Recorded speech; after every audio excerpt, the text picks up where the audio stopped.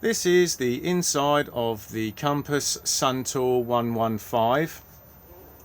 If I firstly come to the main control panel, I can turn the 12 volt on just here by flicking it up to auxiliary.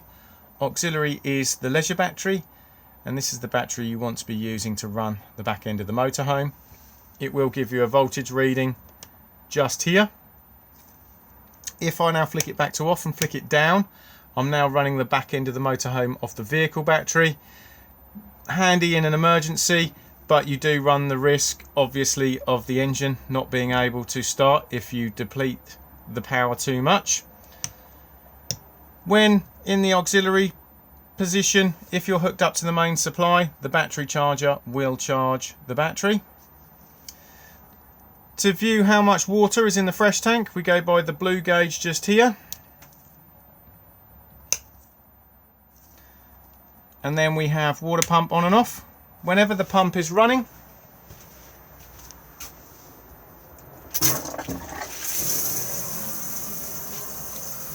a green light will illuminate to let you know. And we then have the waste light just there. So this will illuminate in red when the waste tank needs emptying.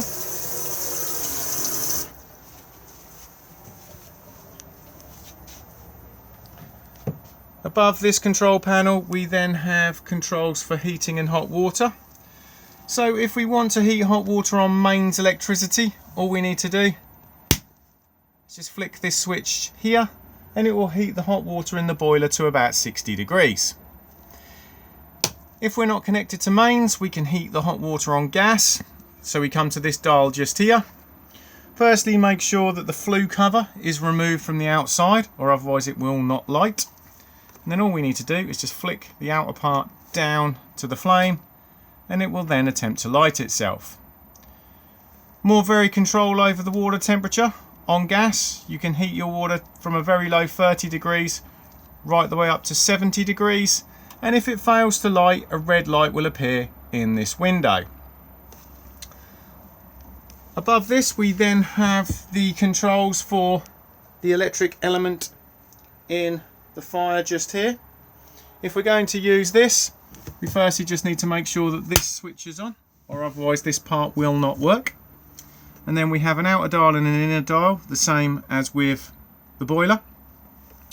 And you'll see that we have power settings just here. So from off, if I flick up, we can run on 2 kilowatts, or we can run on 500 watts or 1 kilowatt. So it's really just dependent on the ampage of the site you're on. Once we've done this, we can then control the heat on the inner dial from 1 to 9. If we do not have main supply connected, we can obviously run this fire on gas, and the way we do that is by coming to the temperature control just here, holding it down and then pushing the igniter.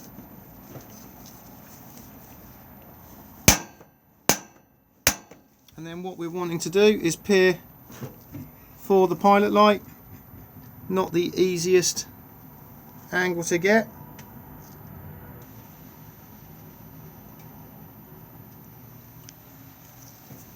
And then once it's lit, just control the temperature just here. Regardless whether or not you're running on either gas or electric, this part here controls the circulation fan, which will then push the warm air out of the air ducts around the motorhome. Flick to the left to turn it on, and then control the fan speed just here.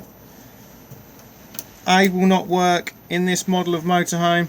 It stands for automatic, and you do have to have another thermostat fitted.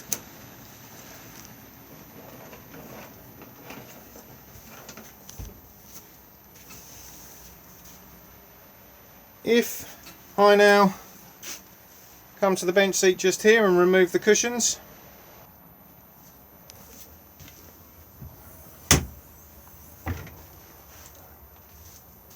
we have the back of the battery box just here. We have the battery charger just here. When storing items in here, just make sure that these vents are not covered to avoid it overheating. We then have the 12 volt fuses just here. They're all labelled up, so if anything's not working on main supply, just check to see whether or not you've blown a fuse. We then have the main 12 volt fuse just here, which comes directly off the leisure battery. And then tucked just down here we have two gas isolation taps, one being for the boiler and the other one being for the heater. They're all in the on position, and quite frankly they can stay like that. I always say if you smell gas in the motorhome, just go to the source and turn the gas bottle off.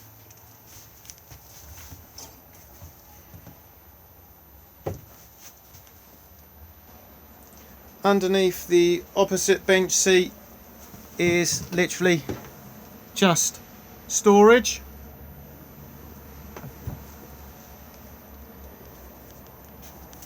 If we now come to the wardrobe, we have the mains trip switches just here.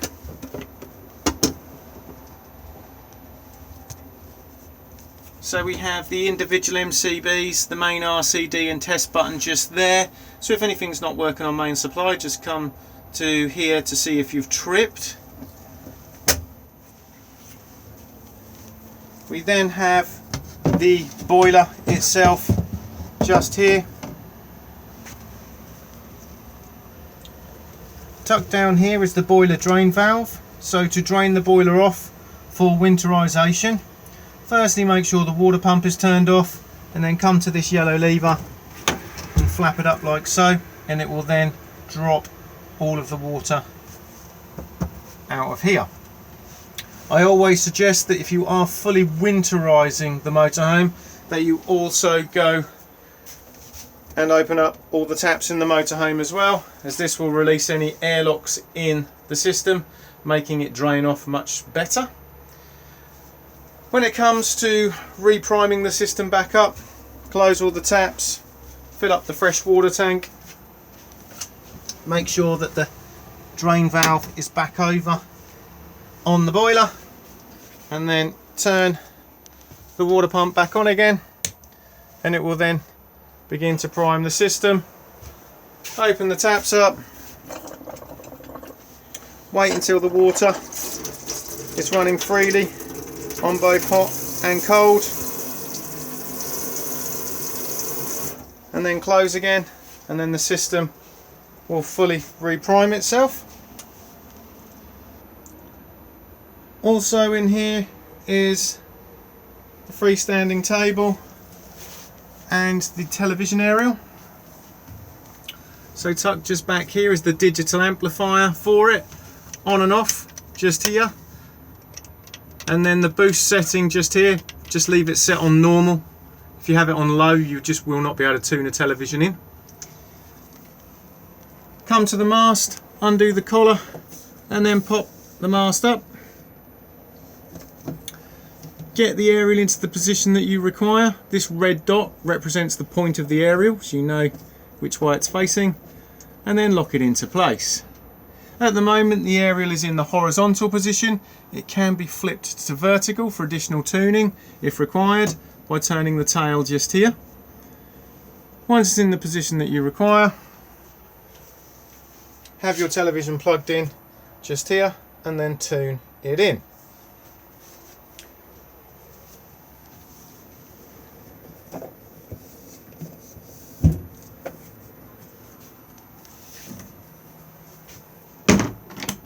Light switch for the washroom just there. We then have the hob. So to light the rings, just push in, twist, and then come down to the igniter on the oven just here.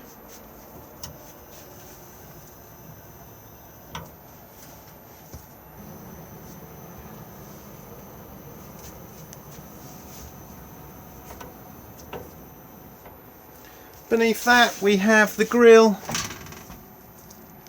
and again just push, twist and push the igniter.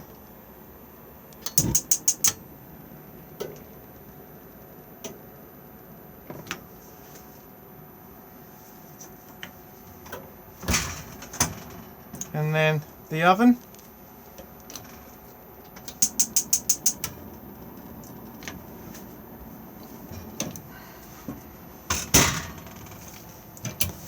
storage beneath the oven and some more gas isolation taps. So we have the top one, which is for the fridge, then we have the hob and the cooker. Fridge just here at the moment turned off. If I want to run on main supply, just flick to this position here on the 2-pin plug. The next one with the little picture of the battery is 12 volt maintain, and this is what we have it on for when we're travelling to keep the fridge cold. It will only operate whilst the engine is running. And then lastly, if we need to run the fridge on gas, turn it to here, come across to the temperature control and push it in, and then hit the igniter. And then, like with the fire, we then need to peer for the pilot light just there to indicate that it's lit. Travel catch just here.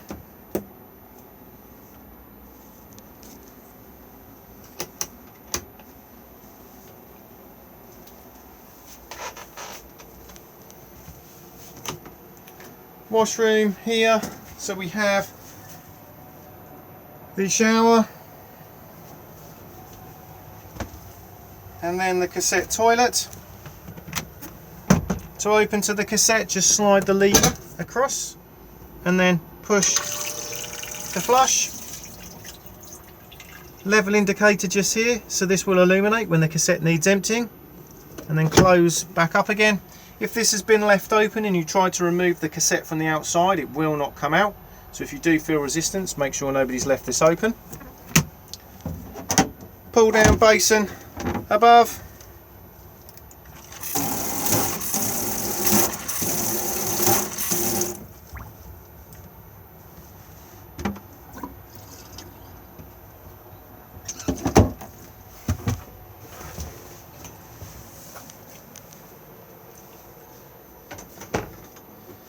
For the beds, you can either have one double or two singles. If you're going to have singles, the chairs need to be rotated round, and as you can see, I've already rotated the passenger seat round. To rotate the seats, just pull on levers just here. The seats are height adjustable on these levers just here, so it's nice and easy to get it to a comfortable position for a bed. All I personally then do is slide it out slightly and then drop the cushion back like so. This then stops you from having to sleep right against the wall, and then you have a nice size single bed. And obviously you can do exactly the same on this side as well. If you're going to have it as a double, very easy, just continue to pull both out and then just drop the cushions into place.